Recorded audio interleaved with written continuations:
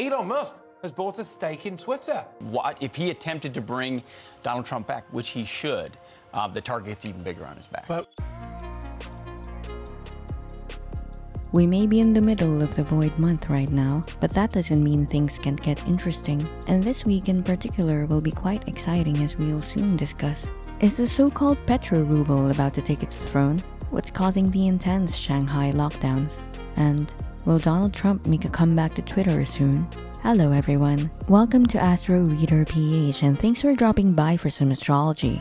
As the world faces instability in all forms, we fight to secure ourselves from the material to the emotional sense. Saturn just squared away from the South Node in Scorpio, which could give us a subtle shift towards conservatism. And I don't necessarily mean the political view, though that's possible too. I'm talking about our lifestyles. You may find that ever since November or so, you've probably transitioned to a way of life that isn't particularly good for you. In some way, your current routines or activities may be unhealthy somehow. Maybe you're spreading yourself too thin or giving away too much of yourself and your resources. Maybe you trusted the wrong people and you're still struggling with the loss or betrayal. Maybe you got into debt or lost a lot of money through risky means like bad trades, excessive spending, or gambling. As we speak, we are even facing a looming food crisis.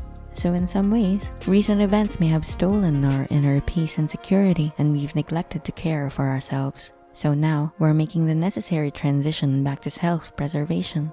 Back to self-care and savings, food with real nourishment, back to the things that offer us real value, like tangible things, conservative ways of business. We may move towards a simpler way of life, but a life with more contentment. We will pull up boundaries and learn to say no. This is a gradual process over the coming months. Slow and steady wins the race. As we draw closer to the Solar Eclipse in Taurus on April 30, we will become more and more decided upon making this kind of change.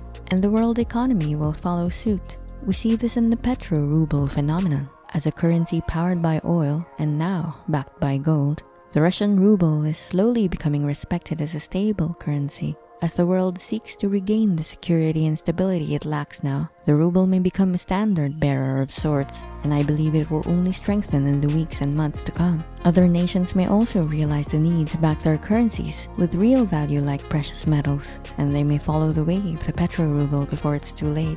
Meanwhile, the much-awaited April revelations begin. If you've been watching my videos, you know about the Jupiter-Neptune conjunction this April and how it's revealing certain truths. This week, this aspect goes exact, and so I believe this week will be the beginning of major disclosures of truth. In the past months, we may have experienced confusion and disillusionment of sorts as we fumbled in the dark for the symbolic light switch.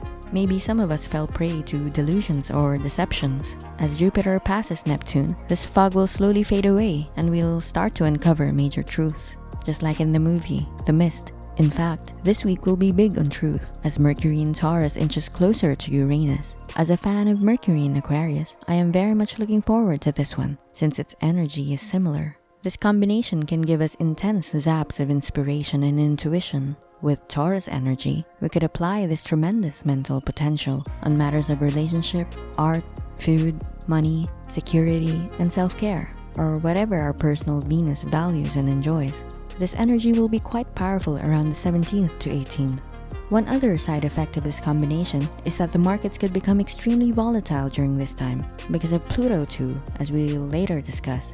So if you're in some kind of business, be very careful this week as the risks are high.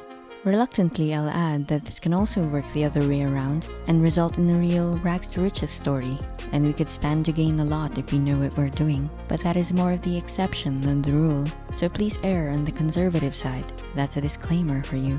All these revelations and disclosures will not come out easy, of course. Some people don't want them to come out, some people don't want to hear them.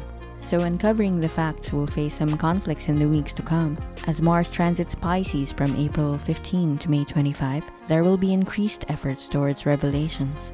As revelations come out, anger may start to stir below the surface. Because it's so indirect, some of us could suffer mental imbalances like depression. Sleep may get harder to come by. This anger will likely bubble to the surface starting May, when Jupiter enters the sign of anger and war, Aries.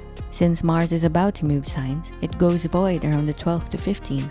When Mars is void, avoid starting fights in major projects as they may not end the way you like. Anyway, with Mars in Pisces, warfare may move from the slow, attrition type of warfare to another kind.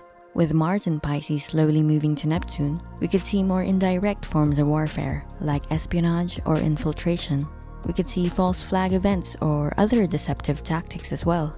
As Sun Tzu said, all warfare is based on deception. Pisces is also related to hospitals and laboratories, so we could hear more about the pharmaceutical companies or the bio labs in Ukraine in the weeks to come. Bio-warfare may become the new buzzword as well. Something I'm concerned about is that Pisces energy can be quite destructive, especially with Pluto being so strong now. So I hope and pray that no weapons of mass destruction are used in this war. If threats of this nature arise, I hope we all focus on peaceful thoughts. No kidding, meditation in mass numbers is effective, as studies show. Next, we have the likely highlight of the week, the full moon in Libra around the 15th to 16th. Full moons are fulfilling endings or culminations of energy. In Libra, we could be wrapping up some social or relationship event or issue. Other people in general and how we relate with them will be emphasized. This could also mark the end of the diplomatic and social approach, so the peace talks and political moves may start to decline or fail after this week. This full moon squares Pluto, turning it into the apex of a T-square. As we've talked about in past videos, Pluto is currently stationary direct, which makes it decidedly more powerful. And so when it positions on top of a T-square, it becomes even more so. So when it comes to relationships, major transformations and intense events could brew to the surface. Power struggles may arise as well. We could be experiencing a situation where diplomacy or appeals to justice and reason no longer work against extreme control measures or power plays, so we have to start being more assertive and firm. Speaking of power, powerful Pluto in Capricorn may also be the reason why some governments are going on authoritarian overdrive, like in the case of Shanghai. Capricorn relates to government, and Pluto can be obsessive and power-hungry. So with Pluto in Capricorn emphasized, communist or traditional states like China and Russia could be strengthened this week. If you live in a place where government overreach abounds, I hope you hang on and stay strong. Finally, there's a lot of movement in Trump's chart this week. Normally, I don't bother going into individual charts with these weekly videos, but as I looked at the transits this week, I couldn't help but think of Donald Trump's astrology and how many of his personal planets will be activated. There are quite a few of them, but let's focus on a handful. First, Saturn trines towards his sun in Gemini, which somehow restores his personal power. With Gemini, communication is a core aspect, so this is an area of his life he could restore somehow.